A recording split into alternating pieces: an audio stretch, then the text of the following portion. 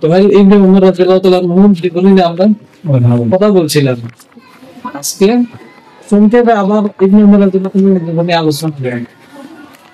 সংক্ষেপে আবার ইবনে উমর রাদিয়াল্লাহু তাআলা নিয়ে একটা তো ইবনে উমর রাদিয়াল্লাহু তাআলার নাম হলো আব্দুল্লাহ। ওনার পিতা হলেন দ্বিতীয় খলিফা হযরত ওমর ইবনে খাত্তাব রাদিয়াল্লাহু তাআলা। ওনার মাতা হলেন জয়নব বিনতে মাখজুম রাদিয়াল্লাহু তাআলা আনহা।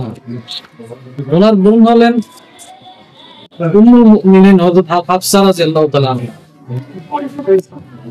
হযরত ইবনে উমর রাদিয়াল্লাহু তাআলা জন্ম হয়েছে রাসূলের নবুয়ত লাভের দ্বিতীয় বছর এবং তিনি ইসলাম ধর্ম গ্রহণ করেন 4 বছর বয়সে, অর্থাৎ রাসূলের নবুয়ত লাভের 6ষ্ঠ বছর। ঠিক আছে। রাসূল সাল্লাল্লাহু আলাইহি সাল্লাম যখন ইন্তেকাল করেন, রাসূল সাল্লাল্লাহু আলাইহি সাল্লাম যখন কি করেন ইন্তেকাল করেন, তখন হযরত ইবনে উমর রাদিয়াল্লাহু তাআলা এর বয়স ছিল 21 বছর। কত বছর? 21 বছর। হযরত ইবনে উমর রাদিয়াল্লাহু তাআলা থেকে 2630টা হাদিস বর্ণিত হয়েছে। 2630টা হাদিস বর্ণিত আছে। এই হযরত আব্দুল্লাহ বিন উমর রাদিয়াল্লাহু তাআলা আনহু 73 হিজরিতে, কত হিজরিতে? 73 হিজরিতে মক্কাতুল মুকাররমা ওনার ইন্তেকাল হয়েছে। এই হলো ইবনে উমর রাদিয়াল্লাহু তাআলার সংক্ষিপ্ত জীবন। ঠিক আছে। তো এবার হাদিসের মতনে আসলো। হাদিসের মতন হলো লা তুকবালু সালাতুন বিগাইরি তুহুরি, ভারত ব্যতীত কোনো নামাজই কবুল হবে না। গতকাল হাদিসের এই অংশ নিয়ে আমরা ঠিক আছে। আজকে আমরা হাদিসের এই অংশ থেকে যে সমস্ত মাসলা মাসাইল ইস্তেমবাদ করা হয়েছে আমরা সেগুলো নিয়ে আলোচনা করব। বুঝেছেন? হাদিসের এই অংশ থেকে কয়েকটা মাসলা মাসাইল ইস্তেমবাদ করা হয়েছে। তো এর মধ্যে একটা মাসলা হইল সমস্ত উলামায়ে উম্মত একমত যে নামাজের জন্য তাহারত শর্ত। নামাজের জন্য কি শর্ত? তাহারত শর্ত। তাহারত ব্যতীত নামাজ বিশুদ্ধ নয়। তাহারত ব্যতীত কি নয়? বিশুদ্ধ নয়। দলিল হইল লা তুকবালু সালাতুন বিগাইরি তুহুরি, তাহারত ব্যতীত কোনো নামাজই বিশুদ্ধ নয়। এইটাই দলিল। তো বুঝাইছে? জি। এমনি ভাবে আইম্মায়ে আরবা তথা ইমাম আবু হানিফা, ইমাম মালিক, ইমাম শাফিঈ, ইমাম আহমদ ইবনে হাম্বল রাহিমাহুল্লাহ ওনাদের মতে যেমনি ভাবে অন্যান্য নামাজের জন্য তাহারত শর্ত, কথা বুঝাইছে, ঠিক তেমনি ভাবে জানাজার নামাজের জন্য তাহারত শর্ত, সেজদায়ে তেলাওয়াতের জন্য তাহারত শর্ত। আইম্মা আরবা রাহিমাহুল্লাহ ওনাদের দলিল হইল কোরআনের আয়াত জানাজার নামাজের ক্ষেত্রে যে তাহারত শর্ত, এটার দলিল হইল, এই ব্যাপারে দলিল হইল কোরআনের আয়াত। সেটা কি? কোরআনের আয়াত হলো ওয়ালা তুসাল্লি আলা আহাদিন মিনহুম মাতা আবাদা। এই আয়াতের মধ্যে জানাজার নামাজের জন্য সালাত শব্দ ব্যবহার করা হয়েছে। অতএব বোঝা গেল অন্যান্য নামাজের জন্য যেভাবে তাহারত শর্ত, জানাজার নামাজের জন্য ঠিক তেমনি ভাবে তাহারত শর্ত। সেজদায়ে তেলাওয়াতের জন্য আইম্মা আরবা বলেন সেজদায়ে তেলাওয়াতের জন্য তাহারত শর্ত। দলিল হইল কোরআনের আয়াত ওয়া মিনাল লাইলি ফাসজুদ লাহু ওয়াসাব্বিহু লাইলান তাওয়িলা। কোরআনের আয়াত ওয়া মিনাল লাইলি ফাসজুদ লাহু ওয়াসাব্বিহু লাইলান তাওয়িলা। এই আয়াতের মধ্যে সেজদা বলে নামাজ মুরাদ নেওয়া হয়েছে। এই আয়াতের মধ্যে সেজদা বলে কি মুরাদ নেওয়া হয়েছে? নামাজ মুরাদ নেওয়া হয়েছে। অর্থাৎ জুজ বলে কুল মুরাদ নেওয়া হয়েছে। আর কুলের যে হুকুম হয় জুজেরও কি একই নাকি? অতএব নামাজের জন্য যেভাবে তাহারত শর্ত হবে, সেজদা তেলাওয়াতের জন্য অবশ্যই তাহারত শর্ত হবে। কথা বুঝাইছে? এই কোরআনের দুই আয়াতের আলোকে আইম্মা আরবা রাহিমাহুল্লাহ বলেন যে জানাজার নামাজের জন্য তাহারত শর্ত, এইভাবে সেজদা তেলাওয়াতের জন্য তাহারত শর্ত, জানাজার নামাজ তাহারত ব্যতীত বিশুদ্ধ হবে না, সেজদা তেলাওয়াত তাহারত ব্যতীত বিশুদ্ধ হবে না। এর বিপরীতে ইমাম শাফিঈ আলাইহির রাহমাহ উনি বলেন যে জানাজার নামাজের জন্য তাহারত শর্ত নাই। জানাজার নামাজের জন্য কি শর্ত নাই? তাহারত শর্ত নাই। ওনার দলিল হইল যে জানাজার নামাজ হলো দোয়া, আর দোয়ার জন্য তাহারত শর্ত নাই, যার জন্য কি শর্ত নাই? অতএব জানাজার নামাজের জন্য তাহারত শর্ত নাই। অতএব জানাজার নামাজের জন্য কি শর্ত নাই? তাহারত শর্ত নাই। তো উনার দলিলের জবাব দিতে হইবে না। তো উনার দলিলের জবাব হইলে যে উনার দলিল হইলে কিয়াস। উনার দলিল হইলে কি? কিয়াস। উনি জানাজার নামাজের দোয়ার সাথে কিয়াস করছেন। উনি জানাজার নামাজের খার সাথে কিয়াস করছেন, দোয়ার সাথে কিয়াস করছেন। আর আইম্মা আরবা রাহিমাহুল্লাহ উনাদের দলিল হইল কোরআনের আয়াত। আর মূলনীতি হইল যে কোরআনের মোকাবেলায় যদি কিয়াস আসে তখন কিয়াস গ্রহণযোগ্য হয় না। কিয়াসটা কি হয় না? গ্রহণযোগ্য হয় না, বরং কোরআনের আয়াতটা প্রাধান্যতা লাভ করবে। কোরআনের আয়াত কি হইব? প্রাধান্যতা লাভ করবে।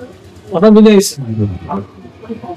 এমনি ভাবে ইমাম শাফি এবং ইমাম বুখারী রাহিমাহুল্লাহ উনাদের মতে সেজদায়ে তেলাওয়াতের জন্য তাহারত শর্ত নাই। উনাদের মতে সেজদায়ে তেলাওয়াতের জন্য কি শর্ত নাই? তাহারত শর্ত নাই। তো উনাদের দলিল হইল ইবনে ওমর রাদিয়াল্লাহু তাআলা আনহুর আমল।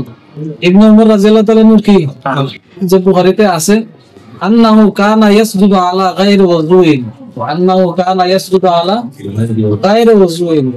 যে ইবনে ওমর রাদিয়াল্লাহু তাআলা আনহু তাহারত ব্যতীত ওযু ছাড়া সিজদা করছিলেন। ইবনে ওমর রাদিয়াল্লাহু তাআলা তাহারত ওযু ছাড়া কি করছিলেন? সিজদা করছিলেন। এইজন্য ইমাম শাফি এবং ইমাম বুখারী আলাইহিমার রাহমাহ ওনারা বলেন সেজদায়ে তেলাওয়াতের জন্য কি লাগবে না? তাহারত শর্ত নাই। সেজদায়ে তেলাওয়াতের জন্য তাহারত শর্ত নাই। ওনাদের দলিল প্রথম জবাব হইল যে আমাদের দলিল হলো কোরআনের আয়াত, আর ওনাদের দলিল হলো হাদিসে মাওকুফ। হাদিসে কি? মাওকুফ। কোরআনের আয়াতের মোকাবেলা হাদিসে মাওকুফ কি গ্রহণযোগ্য নাই। কোরআনের আয়াতের মোকাবেলা হাদিসে মাওকুফ কি নাই? গ্রহণযোগ্য। এটা একটা জবাব। আরেকটা জবাব হইলো যে বুখারীর আরেক মুসনাদ আছে আন্নাহু কানা ইয়াসজুদু আলা ওযুইন। অর্থাৎ ইবনে ওমর রাদিয়াল্লাহু তাআলা ওযুর সাথে সিজদা করছিলেন। ইবনে ওমর রাদিয়াল্লাহু তাআলা ওযুর সাথে কি করছিলেন? সিজদা করছিলেন। তো ইবনে ওমর রাদিয়াল্লাহু তাআলার আমল দুই ধরনের পাওয়া গেল। ইবনে ওমর রাদিয়াল্লাহু তাআলা আমল কয় ধরনের হয়েছিল? দুই ধরনের হয়েছিল। একটা কি যে উনি ওযুর সাথে সিজদা করছেন, আরেকটা হলো ওযু ছাড়া সিজদা করছেন। তো ইবনে ওমর রাদিয়াল্লাহু তাআলা রাবি একজন, কাজ হইতেছে দুই ধরনের। এইজন্য এই রাবির রিওয়ায়াতকে হাদিসে আমরা বাদ দেব। এই ইজা তাআরাযা তাসাকাতা এই মূলনীতির আলোকে আমরা এই রাবির আমলটা বাদ দিয়ে দিব। কথা বুঝে আইছেন? আর আমরা আমল করব হাদিসে মারফু। আমরা আমল করব কিসের উপরে? মারফু। যেমন আমাদের বাবের যে হাদিস সেটা হলো কি লা তুকবালু সালাতুন বিগাইরি তুহুরিন। সিজদায়ে তেলাওয়াত এটাও নামাজ। সিজদায়ে তেলাওয়াত এটা কি? নামাজ। যেমন আমাদের দলিলের আলোকে আমরা বলছি সিজদায়ে তেলাওয়াত হলো নামাজ। অতএব সিজদায়ে তেলাওয়াতের জন্য সিজদায়ে তেলাওয়াত তাহারত ছাড়া বিশুদ্ধ হবে না। সিজদায়ে তেলাওয়াত তাহারত ছাড়া কি হবে না? বিশুদ্ধ হবে না। অতএব দলিলের আলোকে আইম্মা আরবার মত অনুযায়ী যে অন্যান্য নামাজের জন্য যেভাবে তাহারত শর্ত, অন্যান্য নামাজ যেভাবে তাহারত ব্যতীত বিশুদ্ধ হবে না, ঠিক তেমনি ভাবে জানাজার নামাজও তাহারত ব্যতীত বিশুদ্ধ হবে না, সিজদায়ে তেলাওয়াতও তাহারত ব্যতীত বিশুদ্ধ হবে না। কথা বুঝাইছি? দুই নম্বর মাসলা হইল ফাকিদুত তাহুরাইন। ফাকিদুত তাহুরাইন, এই ফাকিদুত তাহুরাইন এই মাসলাটাও এই হাদিস থেকে ইস্তেমবাদ করা হয়েছে। এই মাসলাটারে কি করা হয়েছে? আচ্ছা, দুই নম্বর মাসলা হলো ফাকিদুত তাহুরাইন। ফাকিদুত তাহুরাইন কাকে বলে সেটা আমরা আগে চিনি, বুঝতেই তো, ঠিক না? তো গতকাল বলছিলাম তাহুর বলা হয়, তাহুর শব্দের অর্থ হলো যার দ্বারা পবিত্রতা অর্জন করা হয়, যথা পানি বা মাটি।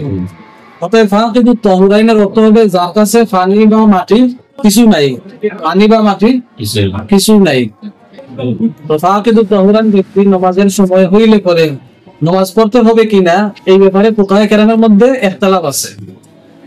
ইমাম মালিক রাহিমাহুল্লাহ বলেন হুয়া লা ইউসাল্লি ওয়া লা ইয়াকজি। এই ফাকিদুত তাহুরাইন ব্যক্তি নামাজের ওয়াক্ত হইলে নামাজ পড়া লাগবে না, পরবর্তীতেও এর কজা করা লাগবে না। ওনার দলিল হইল উনি ফাকিদুত তাহুরাইন ব্যক্তিকে হায়েজার উপর কিয়াস করেন। যেভাবে হায়েজা মহিলার জন্য নামাজের ওয়াক্ত হইলে নামাজ পড়া লাগে না, পরবর্তীতেও এর কজা করা লাগে না, ঠিক তেমনি ভাবে ফাকিদুত তাহুরাইন ব্যক্তিও নামাজের ওয়াক্ত হইলে নামাজ পড়া লাগবে না, পরবর্তীতে এর কজা করা লাগবে না। প্রতি মাসের নির্দিষ্ট কয়েকদিন মহিলাদের যে মাসিক হয় ওটাকে বলা হয় হায়েজ, আর মহিলাকে বলা হয় হায়েজা। হায়েজের সর্বনিম্ন মেয়াদ হলো 3 দিন 3 রাত, সর্বোচ্চ হলো 10 দিন 10 রাত। বুঝাইছেন? 2 নম্বর মাযহাব হইল ইমাম আহমদ ইবনে হাম্বল রাহিমাহুল্লাহ। ইমাম আহমদ ইবনে হাম্বল রাহিমাহুল্লাহ বলেন হুয়া ইউসাল্লি ওয়া লা ইয়াকজি। ফাকিদুত তাহুরাইন ব্যক্তি নামাজের ওয়াক্ত হইলে নামাজ পড়তে হবে এবং পরবর্তীতে আর কজা করা লাগবে না। ইমাম আহমদ ইবনে হাম্বল রাহিমাহুল্লাহ দলিল হইল উনি ফাকিদুত তাহুরাইন ব্যক্তিকে মুস্তাহাজার সাথে কিয়াস করেন। অর্থাৎ মুস্তাহাজার যেভাবে নামাজের ওয়াক্ত হইলে নামাজ পড়তে হয়, পরবর্তীতে আর কজা করা লাগবে, পরবর্তীতে আর কজা করা লাগে না, ঠিক তেমনি ফাকিদুত তাহুরাইন ব্যক্তিও নামাজের ওয়াক্ত হইলে নামাজ পড়বে, পরবর্তীতে আর কজা করা লাগবে না, পরবর্তীতে আর কজা করা লাগবে না। মুস্তাহাজার বলা হয় হায়েজের ক্ষেত্রে 3 দিনের কম এবং 10 দিনের বেশি যে রক্ত বের হয় ওই রক্তকে বলা হয় ইস্তেহাজা, মহিলাকে বলা হবে মুস্তাহাজা মহিলা। কথা বুঝাইছি? আচ্ছা, এবার আসুন আহনাফের মুফতাদি কওল। 3 নম্বর মাযহাব হলো আহনাফের মুফতাদি কওল। অর্থাৎ এর মানে এখানে আহনাফের 2টা কওল আছে। আহনাফের কয়টা কওল আছে? 2টা কওল আছে। তো 2 কওল বলার দরকার নাই, যে কওলের উপরে ফতোয়া ওইটা বলবো আমরা। কথা বুঝছো? তো এবার আসুন আহনাফের মুফতাদি কওল হইল, আহনাফের মুফতাদি কওল হইল হুয়া ইয়াতাশাব্বাহু বিল মুসাল্লিয়িন ওয়া ইয়াসুদ্দি। আহনাফ বলেন ফাকিদুত তাহুরাইন ব্যক্তি নামাজের ওয়াক্ত হইলে মুসল্লিদের সাথে সাদৃশ্যতা অবলম্বন করতে হবে এবং পরবর্তীতে আর কজা করতে হবে। বুঝাইছে? 4 নম্বর মাযহাব হলো ইমাম শাফিঈ রাহিমাহুল্লাহ। ইমাম শাফিঈ রাহিমাহুল্লাহ বলেন হুয়া ইউসাল্লি ওয়া ইয়াকজি। হুয়া ইউসাল্লি ওয়া ইয়াকজি।